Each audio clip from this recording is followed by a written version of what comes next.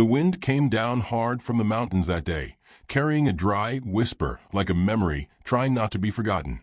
Dust clung to the wooden signs above the saloon and the leaning church bell that hadn't rung since the flood of '83. People gathered slowly, drawn by the scent of spectacle, by the promise of shame dressed up as justice. Horses snorted along the hitching rails, their reins twisting with the breeze. And in the wagon, beneath burlap and rope, a woman waited. She could hear everything. The creak of boards as boots shuffled near, the scrape of spurs, the drawl of curiosity, cruelty. Her world was dark, the sack drawn tight over her face, the fabric hot against her mouth. Every breath tasted like soil and old sweat. She didn't know what hour it was anymore, only that the sun burned hot against her shoulder and that no one had spoken her name in weeks. The wagon jolted. Voices barked. Get her down. A hand, rough ringed, not unfamiliar, grabbed her arm and yanked. She didn't resist, not because she agreed, but because she'd long run out of things that made resistance worth it. Her boots hit the ground. The dirt was warm. She felt it shift beneath her weight. She heard someone mutter, "Ain't worth half a sack of flour." She didn't flinch. The town square was not much more than a wide dirt clearing, surrounded by crooked buildings and crooked men. A low platform had been thrown together with split planks and rusted nails. It was usually where the preacher read scripture or the marshal announced the weather, or folks watched other folks get punished just enough to feel righteous. Today, it was for her. She was pushed up onto the platform. A wave of heat and shame flushed through her body, even though the sack hit her face. She imagined what they saw: torn dress, bound wrists, sunburned skin. They didn't know her name. They didn't care. She was what gossip made her: a ruin, a scandal, a woman unclaimed. The auctioneer cleared his throat like he was about to sell an old mule. Got ourselves a healthy woman here. Strong back, good hips, quiet as a whisper. Could be yours, gents, for the right bid. Lord knows she ain't got any family claiming her. Someone chuckled. Another spat. She even clean, someone called. Clean enough to birth bastards, someone else said. More laughter. She did not move. She did not speak. She had learned long ago that dignity didn't live in protest. It lived in silence. In surviving when no one wanted you to. The bidding started low, hesitantly. Men whispered. Most didn't want her, not really. They just wanted to see if someone else did. She had been through this once before. A different town.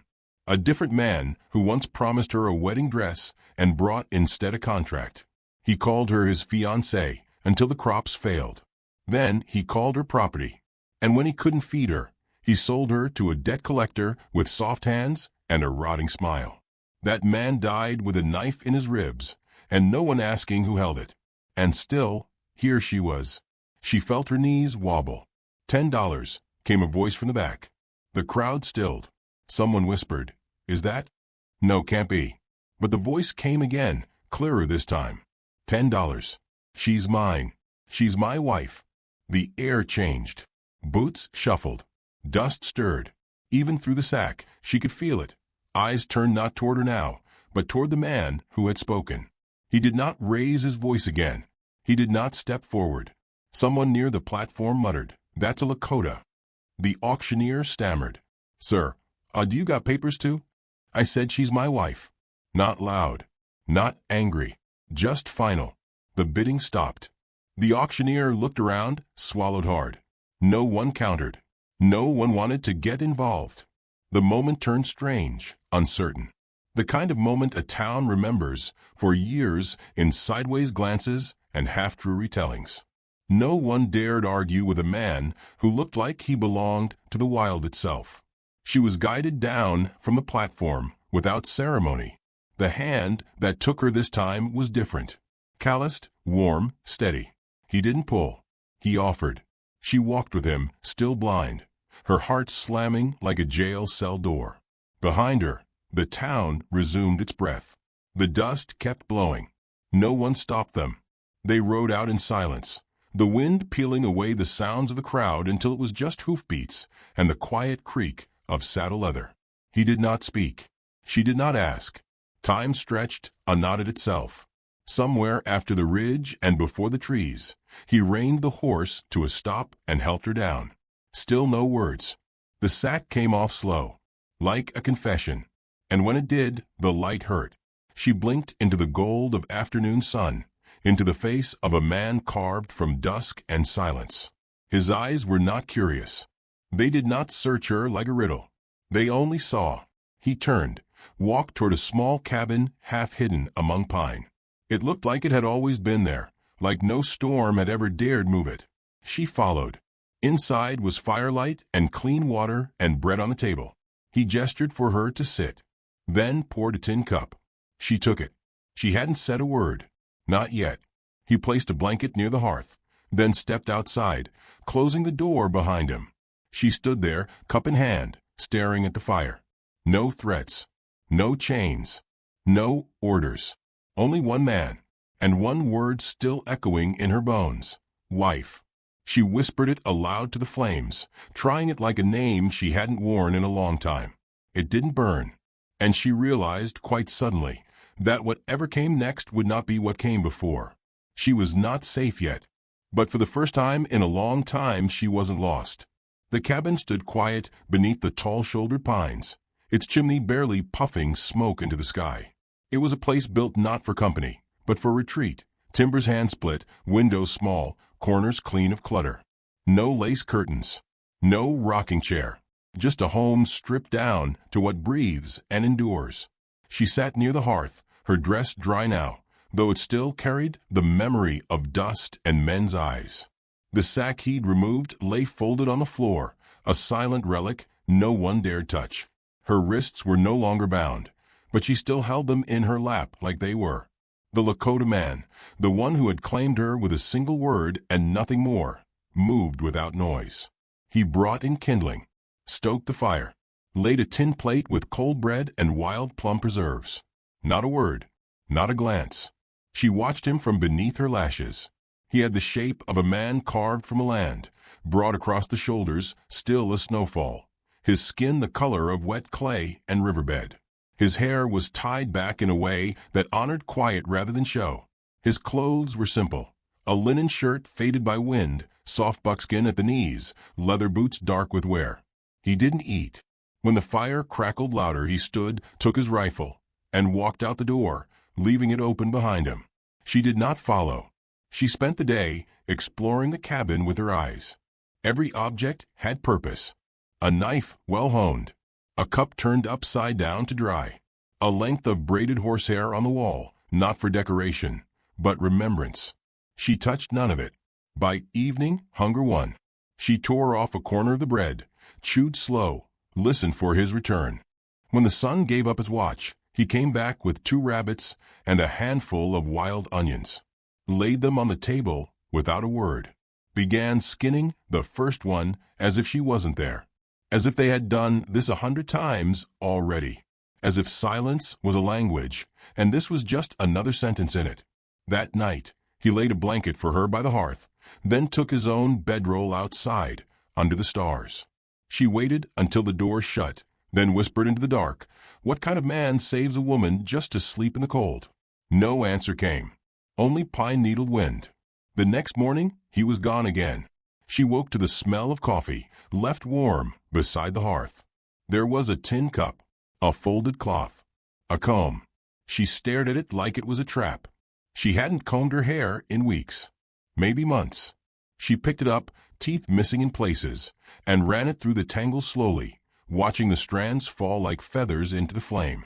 That afternoon, the door creaked open and a new figure entered, an older woman, wrapped in a faded wool shawl, hair streaked with silver and tobacco smoke. "Don't mean to spook you," she said softly, setting down a bundle wrapped in linen. Brought some herbs, and mending thread. The heroine tensed, back straight, chin set. "I'm not sick," she said.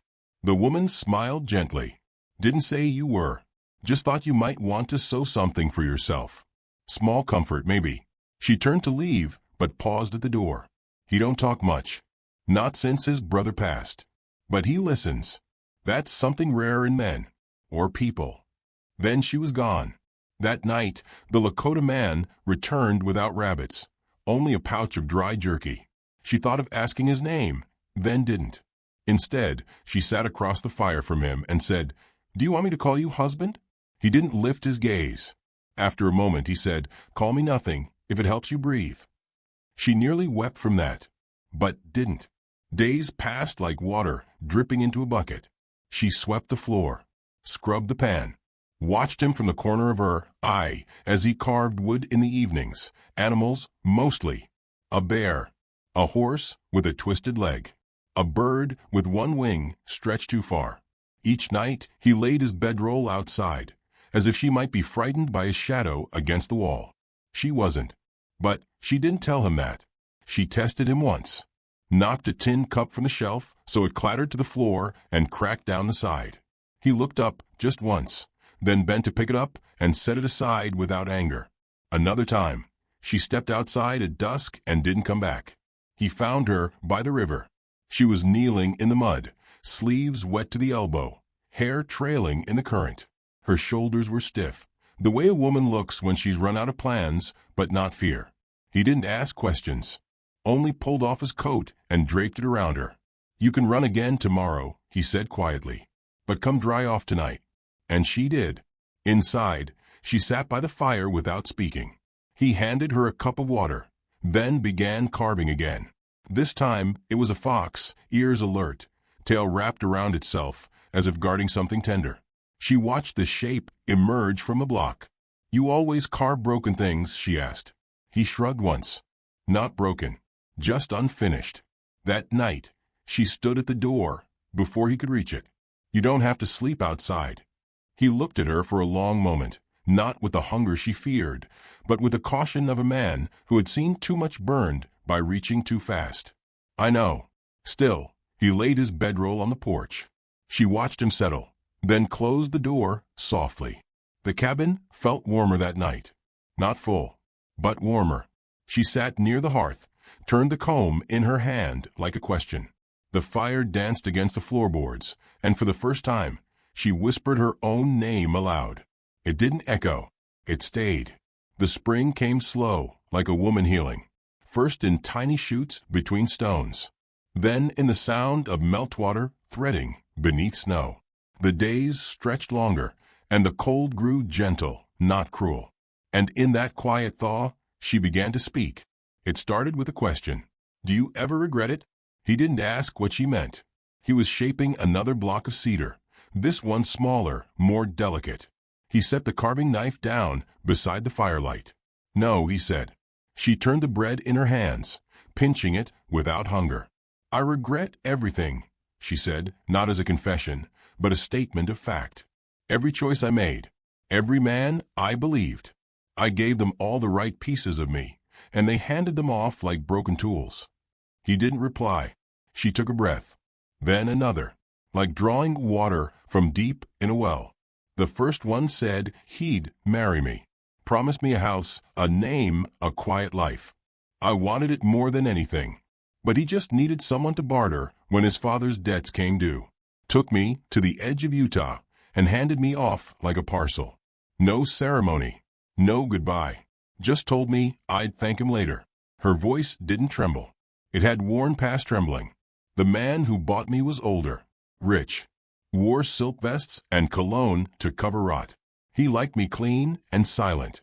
Said women shouldn't carry opinions heavier than lace. She stared into the fire. He was the father of my child. I never told him. His eyes lifted then, slowly. She was born in a washroom behind a rancher's barn, with no one but God and frost to witness it. I named her Lily, never even wrote it down. The wind shifted outside. She waited to see if he'd speak. He didn't. But he wasn't gone from her.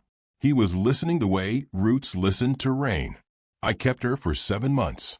Fed her with scraps, sang to her when the neighbors weren't close enough to hear. Then one morning, the man's new wife arrived. She wanted a baby, and he took mine. She closed her eyes. No tears came, but her jaw ached from the way she clenched it. He told me I could stay, as a servant, as a ghost. I ran. The fire cracked. She folded her hands in her lap, thumbs rubbing like they could polish shame into something holy. I kept thinking someone would come for me, even if it was just a marshal with a name to call me by. But no one ever did. Not until you. He reached across the space between them, not to touch her, but to place something down. The fox carving, finished now. Small and curled, its eyes closed in sleep. "Why did you call me wife?" she asked softly. "Because I saw the way you stood," he said. Not bowed, just waiting for the wind to pass. She stared at the figure, its little ears alert, tail tucked in like warmth was something worth guarding. "You believe in second chances?" He nodded once. "Even if they don't come with children?" "Yes. Even if the one being given the chance is empty?" "You're not empty," he said. "You're just not finished yet." She swallowed hard. The words sat heavy in her chest, like bread not chewed enough. But they filled something hollow in her. The next day, the widow returned. This time she brought fabric, soft hand-dyed, a pale blue that reminded the heroine of old skies and forgotten dresses. "Thought you might want to make something of your own," she said, setting the bundle down. "Even if it's just a kerchief." The heroine touched it with reverence. "I haven't sewn in years." "Hands remember things even when hearts forget," the widow said. "Try." They drank tea by the fire, the widow telling stories of her husband, long gone now, and how they'd once built a barn using nothing but stubbornness and a crooked nail. When she left, she kissed the heroine's temple. "You've got a storm behind your ribs," she whispered, "but you've also got roots. Let 'em hold." That night, she stayed up sewing by the hearth, the fabric growing into a simple dress. Not beautiful, not perfect, but hers. He watched her quietly, hands folded in his lap. "Did you ever love anyone?" she asked. "My brother," he said. His voice didn't catch, but his eyes did, fixed on a place behind the fire, far and quiet. "He died in a raid. Not one we started. We were defending our land, but you know how stories change depending on who tells them. She did. He taught me to make arrows, to speak soft even when you want to shout. After he died, I came here, built the cabin from trees we used to hunt beneath." She didn't answer. She just picked up the fox and held it close to her chest. Then she asked what had been sitting in her throat for days. "If I wanted to stay, not as your wife, not as anything, just stay, would you let me?" He nodded once. "If I wanted to leave?" He nodded again. She looked down at her hands, at the blue thread trailing like a river between her fingers. "I think I'll stay a while." It was the only decision she'd made in years that didn't feel like survival. It felt like the beginning of something not yet named. The blue dress was finished by the first week of April.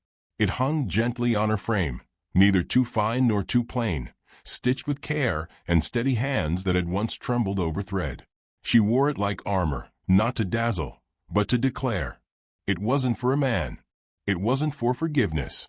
It was for her. The mornings passed with quiet rhythm. She swept the porch, hauled water, sometimes sat beside the Lakota warrior as he carved in the shade. No questions, no demands. Only the hum of a land and the occasional sigh of pine when the wind changed. They shared bread. He taught her to tie knots that held even in rain. She offered nothing in return but presence, and still he stayed.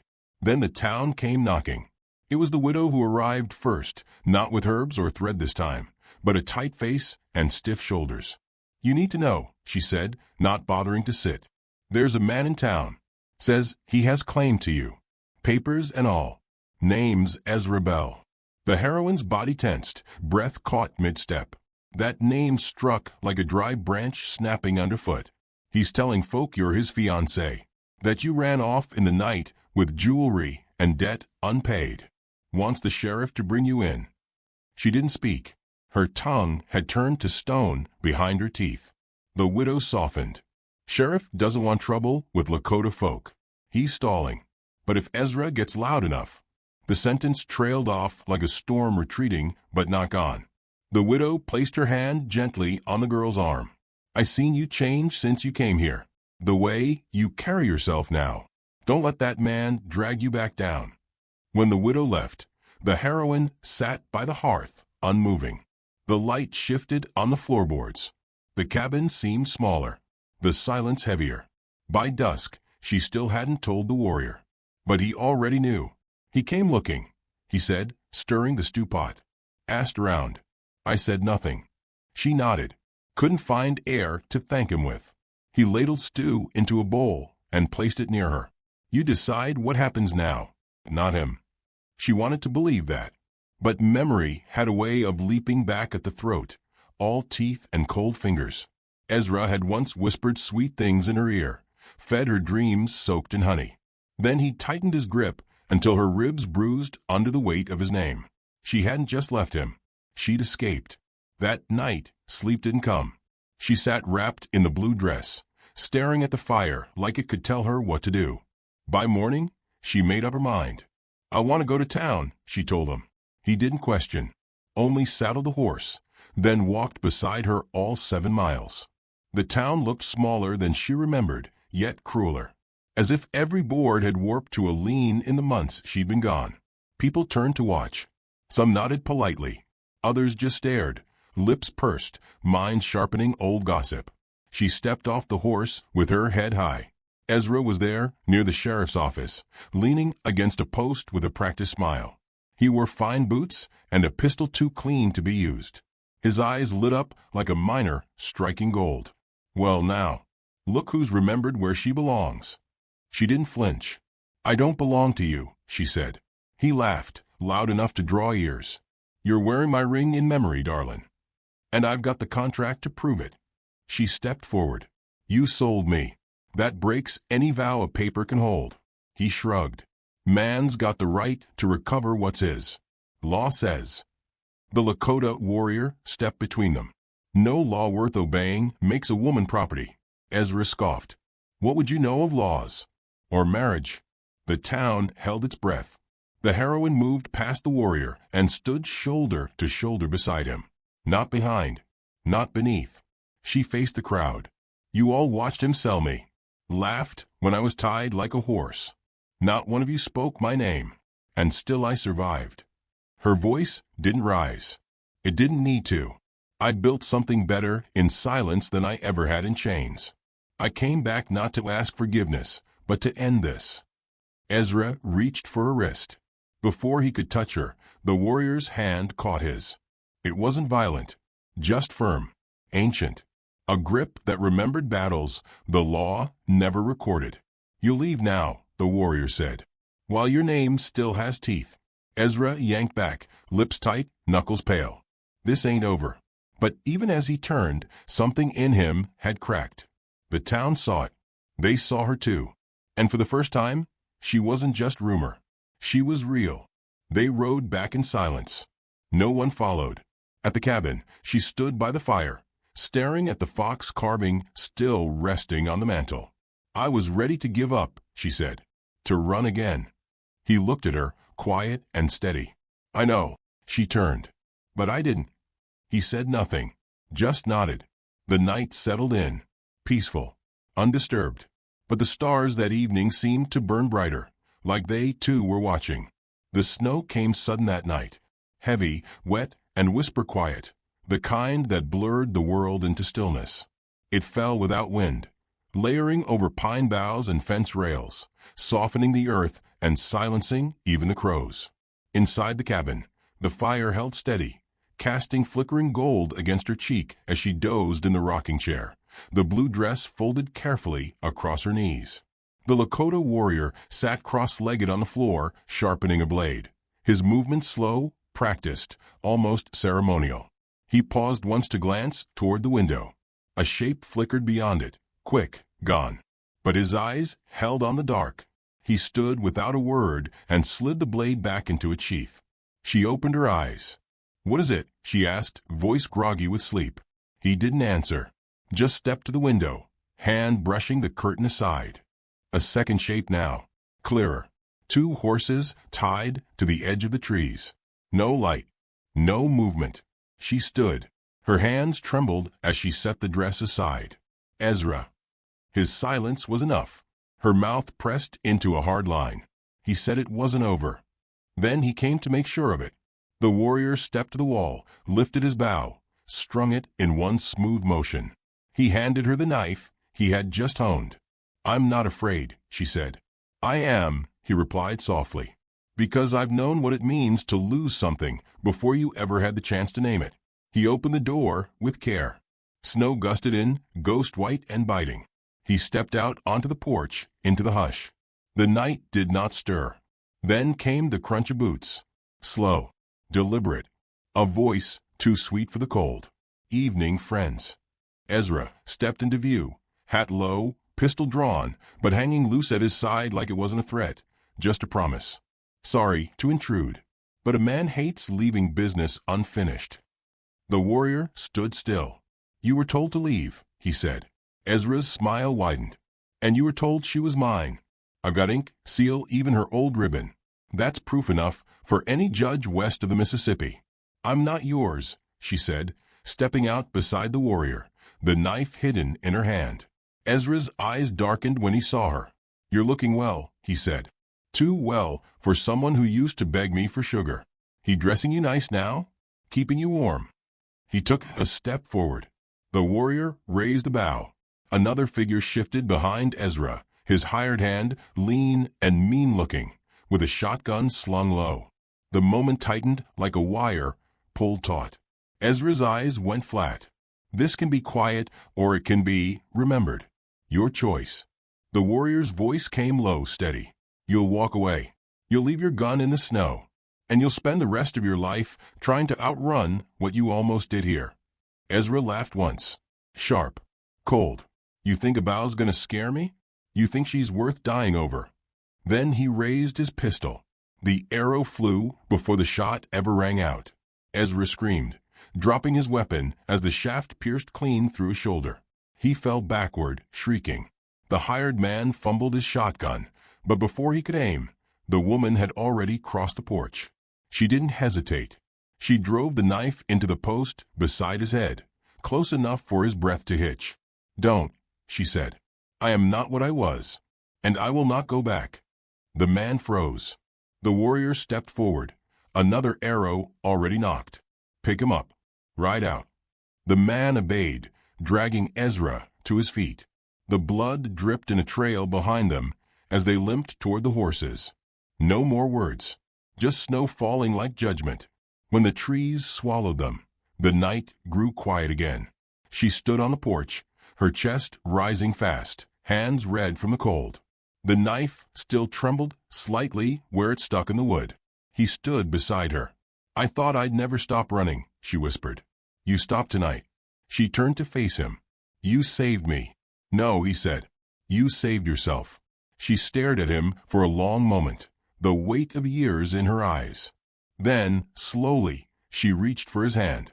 "If I ask nothing of you," she said, voice catching, "if I never take your name or lie beside you or build a life the way others think we should, will you still stay?" "Yes," he said, "because you never had to become mine for me to want you free." She leaned in, forehead resting against his chest, and for the first time in a long while she let herself be held, not as possession, not as pity, but as a woman who'd walked through fire and come out carrying her own story. They didn't speak for a long time, just stood together, listening to the snow. By morning, the sun cut gold through the clouds, melting frost off pine needles. The blue dress dried by the fire. The fox carving sat beside it, eyes closed and quiet. She packed a small bag that day, just thread, her comb, and the knife. When he saw her saddling the horse, he didn't ask. He saddled his own. They rode out side by side, the land opening wide in front of them, the trail unwritten, but waiting. Behind them, the cabin stood quiet, smoke curling steady from the chimney. And ahead was something better than safety. A life not bargained, not stolen, but chosen. And when she looked to him, she didn't call him husband. She called him home.